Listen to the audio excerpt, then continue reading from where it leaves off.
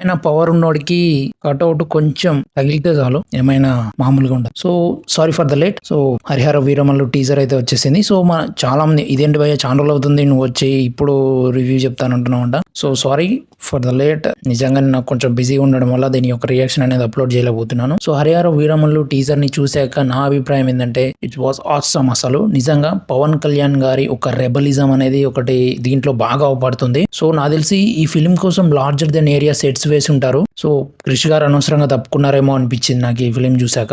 దీని చాలా బాగా తక్కువ అది అంటే నేను క్రిష్ గారు తప్పుకున్న తర్వాత ఈ ఫిలిం సంగతి అయిపోయిందని నేను అనుకున్నాను. మోస్ట్ ఆఫ్ ది మాక్సిమం అనుకుంటారు అంతే అనుకుంటారు నాకు తెలిసినంత వరకు. నేను అంతే అనుకున్నాను కానీ అలా అసలు లేదు. టీజర్ అనేది ఇంత తక్కువ టైంలో ఇంత మంచిగా టీజర్ అనేది వచ్చేస్తుందని అనుకోలేదు అండ్ వచ్చేసింది. సో రియాక్షన్ చూసాక చాలా బాగుంది, నాకు బాగా నచ్చింది. అండ్ రెబలిజం నాకు మెయిన్ గా ఈ ఇండియన్ పీపుల్ కి బాగా కనెక్ట్ అయ్యే సబ్జెక్ట్ ఏంటంటే రెబలిజమే. RRR దగ్గర నుంచి KGF వరకు మాక్సిమం ఈ రెబలిజం కి సంబంధించిన సీన్సే బాగా హైలైట్ అవుతాయి. ఈవెన్ సలార్ లో కూడా ఉంది కదా. So Kateramma fight. సో అలానే ఒక రెబలిజం అనే ఫైట్ ఉంటేనే అంత బాగుంటే కంప్లీట్ ఫిలిం రెబలిజం తోనే ఉంటే అసలు ఇంకా ఎంత బాగుంటది. సో నాకు టీజర్ చూసాక కంప్లీట్ గా అదే పడ్డది. పవన్ కళ్యాణ్ గారి స్వాగ్ అయితే సూపర్ గా ఉంది, నాకు బాగా నచ్చింది. దీన్ని కొంచెం కాన్సన్ట్రేషన్ చేసి కొంచెం వర్క్ పర్ఫెక్ట్ గా చేసి ప్రమోట్ గిన్గా చేసి గట్టిగా దించితే మాత్రం, కానీ అడి చేసి ఇది చేసి నాకు సైరా నరసింహారెడ్డి లెక్క చేయకుండా ఉంటే బాగుంటది. కొన్ని సీన్స్ నాకు అనిపించాయి అలానే అవుతుందేమో అనేది, కానీ అలా అయ్యే అవకాశం లేదు. ఎందుకంటే ఇది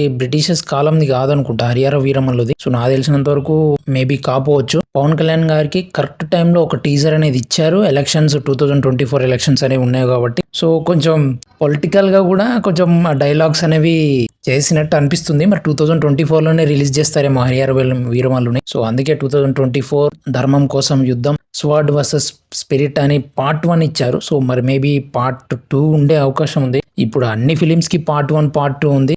దేవరా పార్ట్ 1 పార్ట్ 2 అండ్ కల్కి పార్ట్ 1 పార్ట్ 2 పార్ట్ 3 అది ఇంకా ఎన్ని పార్ట్స్ ఉందో తెలియదు. అండ్ సలార్ పార్ట్ 1 అయిపోయింది అండ్ సలార్ పార్ట్ 2 ఇప్పుడు వస్తుంది. ఇక అన్ని part 1 part 2 part 1 part 2 part 3 ఇవన్నీ ఇక తీసుకుంటా పోతే అసలు ఫిలిమ్స్ అనేవి మరీ అవసరమా ఇవన్నీ అని నాకు అనిపించింది. కానీ నిజంగా చెప్తున్నాను హరిహర వీరమల్లు కొంచెం కాన్సన్ట్రేషన్ చేసి కొంచెం ఇంకొంచెం పవన్ కళ్యాణ్ గారి పొలిటికల్ సైడ్ ఉన్నారు కాబట్టి ఇప్పట్లో అది షూటింగ్ కంప్లీట్ అవ్వడం కష్టమే.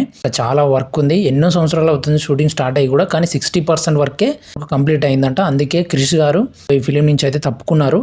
అయినా సరే ఈ ఫిలిం ని అగేలా అవపడట్లేదు, కొంచెం విడిగానే వెళ్తుంది. This is my review. నాకు బాగా నచ్చింది ఏంటంటే కళ్యాణ్ గారి స్వాడ్ ఫైట్ అండ్ ఆ వాకింగ్ స్టైల్ చాలా బాగా నచ్చింది.